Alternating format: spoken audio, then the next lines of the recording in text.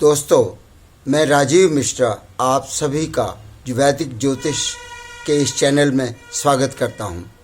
आज हमारा चर्चा का विषय शंख है, विशेष रूप से दक्षिणावर्ती शंख का महत्व। शंख का स्मरण करते ही कुरुक्षेत्र की रणभूमि का वह चित्र याद आ जाता है जिसमें भगवान श्री कृष्ण सारथी के रूप में अर्जुन का रथ चला रहे हैं और पांचजन्य नामक शंख से शंखनाद कर रहे हैं। भागवत पुराण के अनुसार संदीपन ऋषि आश्रम में श्री कृष्ण ने शिक्षा पूर्ण होने पर उनसे गुरु दक्षिणा लेने का आग्रह किया। तब ऋषि ने उनसे कहा कि समुद्र में मेरे डूबे पुत्र को ले आओ। कृष्ण ने समुद्र तट पर शंखासुर को मार गिराया, उसका खोल शेष रह गया। माना जाता है कि उसी से शंख की उत्पत्ति हुई। पांचजन्य शंख वही था।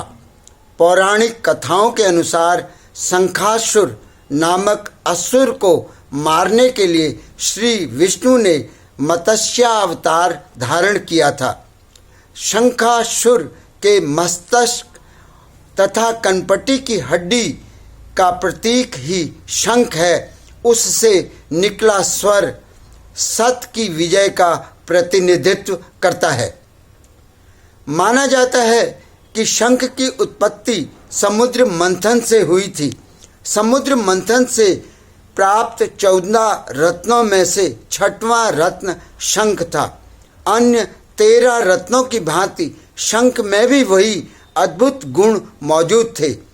विष्णु पुराण के अनुसार माता लक्ष्मी समुद्र राज की पुत्री हैं तथा शंख उनका सहोदर भाई है। अतः यह भी मान्यता है कि जहाँ शंख है वहीं लक्ष्मी का वास होता है। इन्हीं कारणों से शंख की पूजा भक्तों को सभी सुख देने वाली होती है।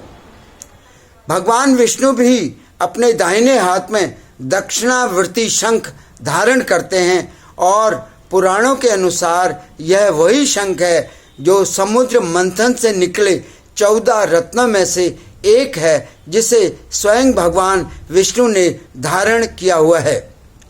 दोस्तों, शंख की किस प्रकार की उत्पत्ति हुई इसकी हम चर्चा करते हैं। एक मत के अनुसार शंख की उत्पत्ति समुद्र मंथन से निकले 14 रत्नों में से एक रत्न के रूप में है। शंख की उत्पत्ति संबंधी पुराणों में एक कथा वर्णित है।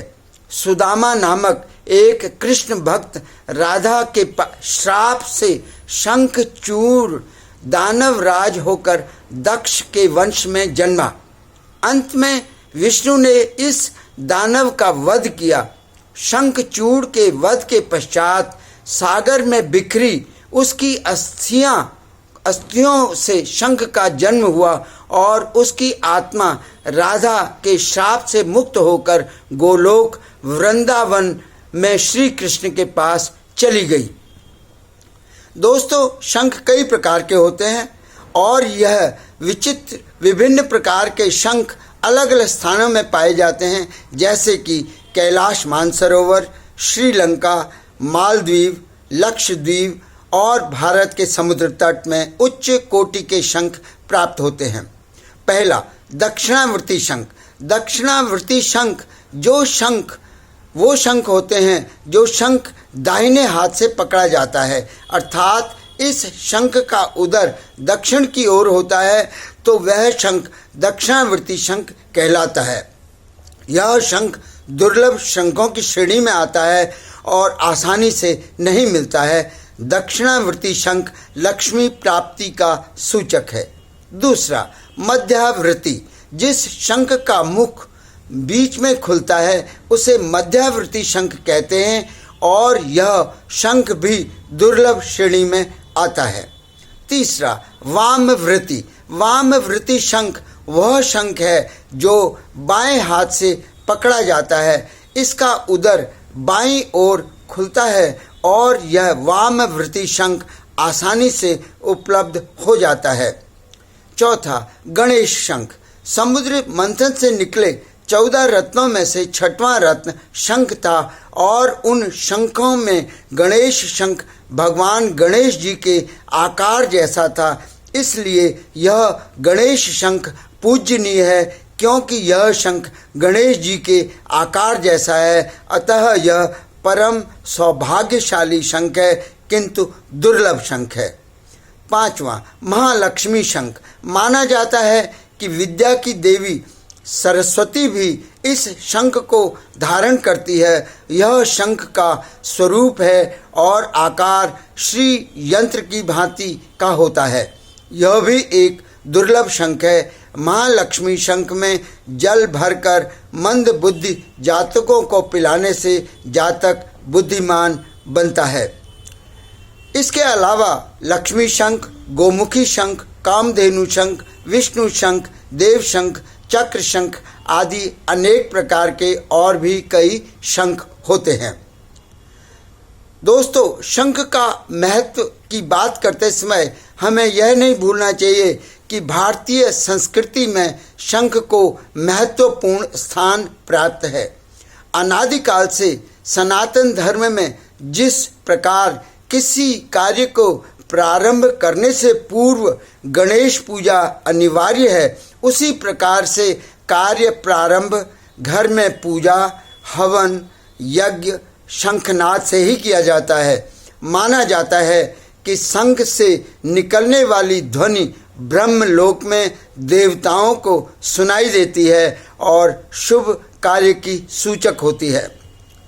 शंख को पूजा स्थान में रखने की परंपरा अनादिकाल से प्रचलन में है। माना जाता है कि शंख सूर्य और चंद्रमा देवताओं को धारण किए हुए है, इसलिए भी इसे पूजा स्थान में अन्य देवी देवताओं के साथ शुभता के प्रतीक के रूप में स्थापित किया जाता है। वैसे भी शंख की उत्पत्ति समुद्र मंथन से हुई है। यह सूर्य चंद्र के रूप में प्रतिष्ठित है। गंगा, यमुना, सरस्वती जैसी पवित्र नदियों के समान शुद्ध है। अपने घर के मंदिर में पूजा करने के पश्चात शंख में जल भरकर इस जल को घर के हर कोने में छिड़का जाता है, जिसे गंगा अमृत के समान सौभाग्य सूचक माना जाता है।